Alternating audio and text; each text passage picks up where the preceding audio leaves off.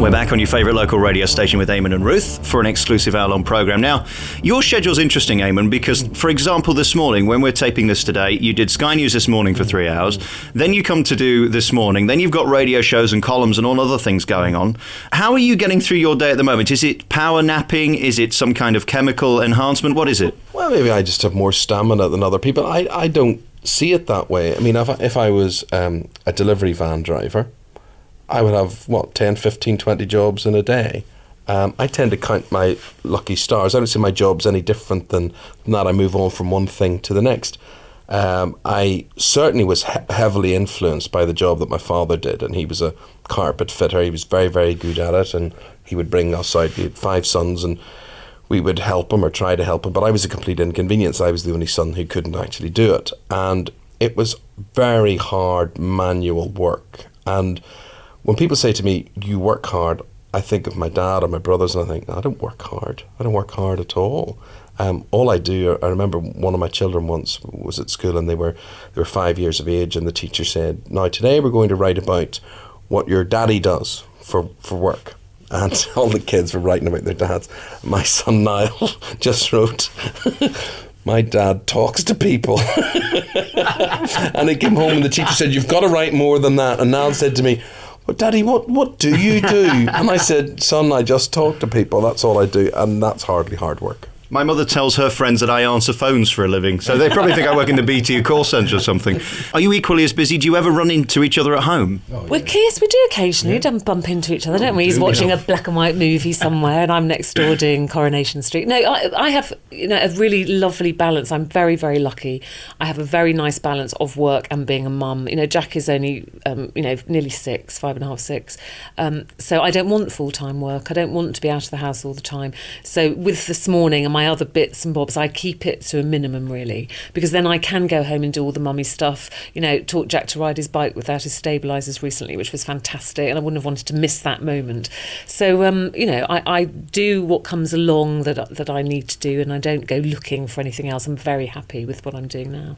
Probably what I'm about to say is a bit disparaging, and I don't mean it to be, but I think you've got it harder than Eamonn in a sense that for a lady to get work seems to be almost impossible, because there aren't that many really good, consistent female presenters. Thank God for it. Long may it continue. I think there is definitely some ageism in terms of women getting work in TV. I think there's actually not a lot of jobs out there. I think people think that there are loads and loads of jobs. There are very few. You would sit and say the type of job someone like Ruth would do. This Morning, Loose Women. You don't present kids TV. You can't do pop. You can't do, well, there might be cookery programs, but actually there's probably the same 100 presenters or so that are churned around through all the stations, terrestrial and satellite. But of those 100, there's only about 5 or 6 that seem to be in great prominence. If you look at Fern, for example, she'll do This Morning and then you'll see her doing a big award ceremony or a special. Why is that? Well, A, because she's very good at it, which is why she's stayed around for so long. Also, I do think often producers and things are very lazy. They just see one person and they just keep employing them because they can't be bothered to look for new faces. I think people don't take a risk anymore like they used to. When I started in television, I worked, I was a backroom girl. I had absolutely no experience at all. And the head of presentation when I worked in the West Country, he took a big risk with me and said, you know what, I like that girl. I think she's got something. Yeah, but let me tell you something else. When you're working with a multi-million-pound budget and you've got a deadline of 1 or 2 days and you're doing a live show, you don't want to take a risk with anybody. You want to pay the money for the person who's going to do the job, or else your head would roll. So there's big pressure on the production teams and on the networks to produce ratings. So it's a combination of a familiar face that the public knows, somebody, a steady pair of hands who can do certain things, and often you'll not take the risk with a new face unless it is a recorded programme. And that you can tailor them within that. So presumably there's so much invested that they can't take a risk. Yes, I suppose so. And I do think that there is definitely an upper age limit for women now, and we're all kind of shifted sideways when we get to a certain age. And I think men kind of get away with a few more years, particularly in news and things. You've kind of got news babes now, and once you're over a certain age, you're kind of sent off somewhere. And the men stay around. They can be grey-haired with a paunch, and they still carry on. So I do think there's a little bit of ageism when it comes to women in television. I know you're shaking your head, but I look at American news, and I don't particularly like American news, but they do seem to employ the Barbara Walters, the older kind of anchors who are loved and respected.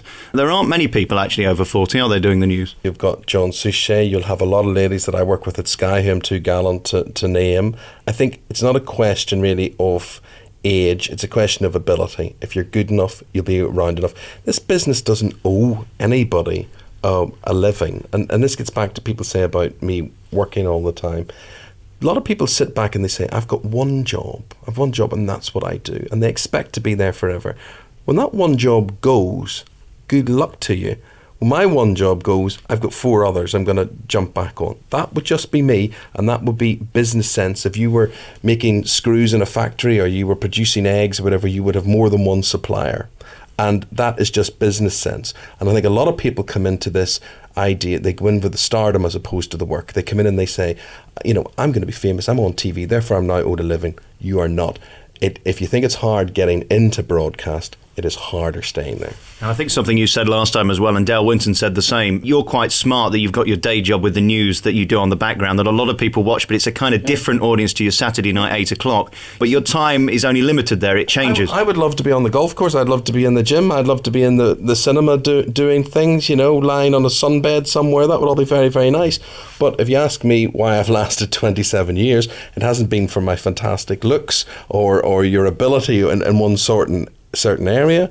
It's because love many, trust few, and be adaptable and be varied, and it pays dividends. I like that. Love many, trust few, says Eamonn Holmes. I like that. I'll remember that one. It's Alex Belfield with Eamonn and Ruth today. That was Katie Tunstall. Before we go, you mentioned earlier about this trust thing with TV now. It's not in a very good place, as radio isn't either. From my point of view, I have to now make it absolutely clear that we're not live when this is going out, because I'm at This Morning with you today and we're not really there. It's ridiculous. You see, no member of the public, that is idiots who are in charge, actually treating the public like complete morons. So the rules are there to be interpreted, not to be implemented fully. It's a nonsense. People really don't care whether the interview is recorded or not. There's lots of things. When you go to a movie, you don't want to know, is that a special effect or not? You may be curious about it, but you're not going to walk out and say, that mummy film, that wasn't really the pyramids in the background. They were cartoon versions. Well, blow me over. So listen, as I said before, there is a difference between stealing money from people and creating and getting into production. And I think a lot of people in broadcast need to wise up about this, because the public aren't stupid. People have their own video cameras. People now can make their own films. People are so literate with their video phones and all sorts of things now. All people want is a good show. And as long as you're not deceiving people, that's where you've got to draw the line. It's definitely tainted people's perception when there's a competition running, and I think that's a shame. Like Eamonn said, there's a huge difference between saying, look, we recorded this earlier, who cares, as he said, as long as it's a good interview and it's a fun programme, to actually telling people, phone in and you can win this, and they've already picked their winner. It'll go away, I'm sure, and people's trust, I hope, will come back, because 99% of us are good guys. The only reason I'm doing this interview today, I'm going to be honest with you both, is because I need advice. I do back-to-back interviews with people like you who are very successful, and then occasionally someone will slip through the net who bores the pants off me. Now, how do I feign my interest in someone who's boring? I don't look interested. Ruth tells me off all the time. I mean, I have people who actually... I am brilliant prior to interviews, and Ruth and other people who've worked with me in the past, I will meet people. They're usually American, and they're usually young pop stars. And they come in and they're surrounded by their people who are awful. And they'll say, what are you asking? What way will you do this? What's your link going to say? What are you going to do this? And there'll be certain requirements. We will say at the top of the programme, we're going to wave to this pop star. If this pop star says, hi guys, how are you? They will say, that was not part of the contract. We do not wish, we want to see the lighting that's for this and whatever. And eventually I'll get to the stage. I'll walk to the guest. I always believe in talking to my guests beforehand. And if I think they're going nowhere and they're saying nothing, and they usually are pop stars, and some of them are Brits as well, and they try and remain aloof and very cool, I just say it quite simple. I'll say, you're going to look a complete ass out there. Now, if I was you, I'd get a story together, because I'm going to ask you all these questions. Whether you choose to answer them or not, it's up to you. But we can do it the hard way or we can do it the easy way. And I will be quite blunt with people. And if someone's down for 8 minutes, I'll say, I'm not spending 8 minutes there, 2 minutes, and I will come out, and I'll be brave enough to come out of an interview earlier, because too many people think that owes them a living. But having said that, most of the monosyllabic ones, when they get on air, they turn it on. The thing that irritates me most is not the ones who look grumpy and whatever, it's the ones who are false, the ones who have got away with a whole career of people believing, oh, how lovely she is or he is, and they're absolute poison. The other people who are difficult to interview are actors, and they're usually from the Royal Shakespeare Company. And they're in a very successful sitcom, and they're really famous through being in some hugely being very funny, and the public love them, and they say, oh, we love her, we love him. And you put them down, they say, well, I'm not talking about that character. There's only one character that I play. And somehow we said we are supposed to go, you're not singing my King Lear, the old Vic, darling. And you're trying to say, seriously, so that's only make-believe? So in that soap, you're not really that person? I never got that, never knew that, thank goodness. And they are the ones who don't play along with the game as well. That's difficult, but that's part of the challenge of what you do, and you try. And the other thing is, sometimes people are just nervous and very, very frightened, and it's your job to bring the best out of them. Like Eamonn said, I don't like precious people, and he's probably quite right. A lot of them are pop stars, and I think a lot of that is the people around them. Often it's not. And they're all here today, gone tomorrow. Yeah, it's not. I mean, the amount that I could tell you about over the past 10, 12 years who had a one-hit wonder, and then they made the mistake of having separate dressing rooms and limousines bringing them here and there and whatever, and their record company drops them like that, and then they beg to get on programmes, and that's it. It's the entourage they often have with them as well. It's quite ridiculous. And sometimes they're like 18, 19, and they bring in 25 people with them, somebody to carry their cup of water. I have to say, I do want to slap them sometimes and say, for goodness sake. So I don't like preciousness. Do you know what? I can forgive people for being boring, because somebody else, my boring is somebody else is very interested. Right. So I would be completely professional. I might inside. Many people are bored listening to this. Yeah, exactly. And Alex is being professional. He's nodding. He's got that face as if I'm really, really interesting. And that's what you do, don't you? You're professional, getting paid. That's what we're there for. I'm not hearing a word you're saying, I'm just nodding, that's all. He's thinking of someone else completely. I didn't even know you were Ruth till you sat down. I was expecting Fiona Phillips or somebody. The only time it's happened to me is when I did somebody from Neighbours who's now in Emmerdale, and she said, under no circumstances mention Neighbours. And I just said, well, excuse me, what do you suggest I talk about? Because I don't know anything else about you. That's all you've done. In those situations, do you just have to really stand your corner, or how do you deal with it? That's when Eamonn will. I mean, I've heard him say that. Anyway. He'll say to people, look, I'm sorry, but if you're not prepared to talk about, Neighbours, for example, what else do we know about you? Tell me something then. Give me something to talk about here. And he'll be very blunt, where I would go off panicking. I'd go running off and going, oh my God, I've just talked to her and she says she doesn't want to talk about Neighbours. What are we going to say? And he'll go stomping in. We've got 8 minutes here, so what do you suggest we fill it with? And, I understand, what I don't like is people make mistakes in their personal life. And because they've done that, it doesn't mean we always have the right to know about everybody's personal life, or the intricacies, or the pain, or the hurt that surrounds their family. And I'm respectful towards that. So I think sometimes there are legitimate times when you can talk about those things, and there's times when you don't have to talk about those things. And so from that point of view, I don't necessarily have to know the minutiae of everybody's life or their mistakes that they've made. But I think you want to celebrate or be curious about why they do what they do. And I think what you don't want to do is the interview everybody else has done. You want to find out things that other people don't know about the guests. I think people have an absolute right to say, I don't want to talk about my private life, even if it's been in the papers. And I think sometimes there are episodes in people's life that they want to draw a line under, and you think everybody deserves a second chance, let's move on. But I think it's ridiculous when somebody, who we know for either being in, a magazine or being in a certain soap, then says, I don't really want to talk about that. And you go, well, do you know what? That's what people know you for. They don't know you for saving lives. That's what you're known for being in a soap, and that's what you're here to talk about. So they can be tricky. Yeah. It's the ones who go to the West End after being 5 years in a soap, and they say, I don't want, as you say, they don't want to talk about the soap, but I'm talking about the West End. And I said, well, if I live in Aberdeen, or if I'm in Londonderry, or if I live in Swansea or Plymouth or Norwich, I'm probably not going to this thing in the West End. I don't even know where the West End is. So the only thing I know about is you in Emmerdale, or you in Coronation Street or whatever. And I think you've got to spell out the realities to people. People love to reinvent themselves and think everybody should just go along with that. Who's the worst interviewee you've had then? Well, worst and difficult is two different things. I was going to mention Michael Barrymore, who I did last Christmas, and I sat opposite him wondering at what point do I go down the line that I'd got to go down. We were sat opposite each other for 35 minutes, and you have the same type of interviews on This Morning particularly, where people come on for PR reasons to sell something after something's happened. He was very gracious and answered my questions, but do you have that understanding before you start? I will be quite straight with people. I would say, I'm going to ask you about this. I don't like the sly ones. I don't like people who look at you, who would be interviewing me and be all smiley and nice and then knife you in the stomach as you're sitting there. I think people deserve to know what's coming their way. And also why broadcast is much more truthful than print.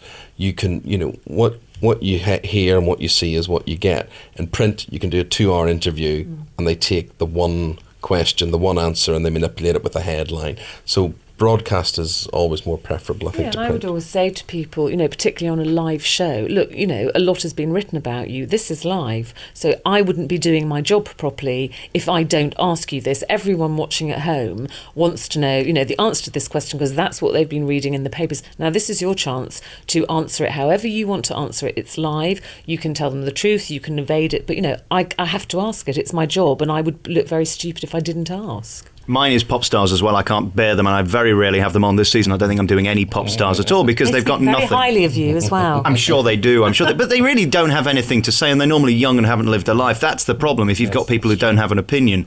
In terms of your show, of course, you're doing daily shows where you get the same people often 3 or 4 times a year. Are there certain people that you dread and you know that you've got to have them on because they're quite big? Yeah. You usually have them on because for some strange reason networks like them, or they've signed them up on some sort of deal where they've got to pay them anyway, and you look and you say 3 autobiographies a year, and you say why when everybody you know in real life can't stand this person or thinks they're boring or terrible, whatever it is, why does somebody in some network somewhere just think this person is fantastic? So yes, the one's coming, but that's when you can always tell it's a bad interview when the interviewers talk more than the interviewees. That's when Ruth and I turn to each other and talk about our private lives and say, do you remember the time this happened? And you think, great, there's another 45 seconds gone. But then also equally there are people that you are thrilled to see 3 times. We had Nigel Havers on recently and we've interviewed him, and he's just great fun. He's wicked. He's always got something to say, and I look forward to seeing Jenny Eclair, Joe Brand. And that they'll be current. They're never precious. And those people to me are so talented. They work hard. They come in here. They're charming. Or not. I hate the word charming because it sounds false. Pleasant. They're just nice and normal. They have a cup of tea, and you say anything in particular. What can we ask? Oh, ask me anything, whatever. And so it's nice. Some people you dread seeing 3 times a year, and others you would love to happily have on every week. But then there's funny things that happen to you. There's incredibly boring people, really boring people that everybody hates to interview, and they make special requests on certain programs, and they say, I will only come on if I'm interviewed by Eamonn. Because, it's like he understands me or whatever. Yeah. And that's the embarrassing one, especially when it's somebody you think, I can't stand this guy. And they make this, and this letter's written, and it's saying, he enjoyed his time with Eamonn so much the last time. And that's where you make the mistake, doing it too well the last time. I think, often Eamonn is more well known than his guests. And actually, it works really well because people do, even politicians I notice when I'm watching on Sky will often say, yes, Eamonn, was it interesting you asked me that, Eamonn? Not many people get that, do they? It's, I'm really they enjoying know him well. Interviewing politicians. I think politicians know the worth now of being seen to have a personality as well. And I can be much more cheeky with politicians than most people. And when I say cheeky, I don't mean in that Paxman-esque way, that superb interview. I don't have that intellect. I can't do that. But I can be man of the people and say, but hold on a minute, aren't you just going to tax the hilt off us again with that? And it's... You asked Tony Blair if he'd been on a sunbed. I did. And I asked him, I said, Prime Minister, I said, the thing above all the nation wants to know is the hair this week. Where have you got it done this week? He had it coiffured in a particular way. But he, in fairness to him, he's very game for it. Gordon Brown's very game for it. William Hague's very game for it. David Cameron's very game for it. And I think people want to see the more human side of these guys, and they realise that politics, unfortunately, for most people, is a switch off. A man in a suit is a switch off when it comes on the telly. So the more entertaining you can make that, the better.